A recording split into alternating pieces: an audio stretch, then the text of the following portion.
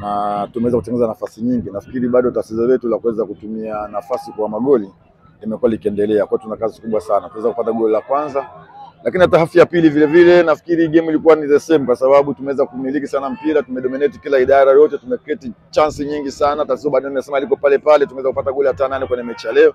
Of course ndio game. Kwa hiyo nafikiri tutarudi uwanja wa mazoezi kuweza kufanyia kazi, lakini yote kwa yote tuweze kuwapongeza wachezaji kwa kuweza kupata pointi 3 muhimu katika mchezo wa leo.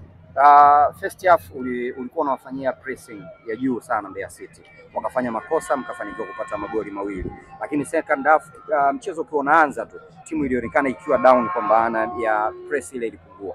Ulizungumza nao nini kwenye vyumba vya kubadilisha nguo? Ni kweli kipindi cha pili tu dakika 10 za kwanza kweli tuliingia tukiwa tuko chini sana, hata kuona mimi ndio maana nilikuwa nikipigia kelele na nikilalamika, lakini baadaye waliweza kuamka. Normally unapokuwa umeshashinda goli mbili na timu ambayo umeona umedominate, wachezaji siku zote wanakuwa wameridhika, kitu ambacho mimi sikubaliana nacho, na kuweza kupiga nao kelele na kuweza kula tatu. Yote kwa yote tumshukuru Mwenyezi Mungu kwa kuweza kupata pointi 3 leo. Coach, mchezaji wako Bajabel kwa mara ya kwanza anakanyaga kwenye uwanja na anafanikiwa kupata goli. Hii ina maana gani nyinyi kwenu kama timu, na wewe ukiwa kama mwalimu ukiona mchezaji wako anaenda kuongeza idadi ya magoli? Kwangu mimi imekuwa ni furaha, lakini kwake yeye ni furaha kubwa zaidi, kwa sababu ni mchezaji ambaye alikuja akiwa na bahati mbaya, alikuja na injury na akapata injury. Almost muda wote amekuwa akihangaika na injury.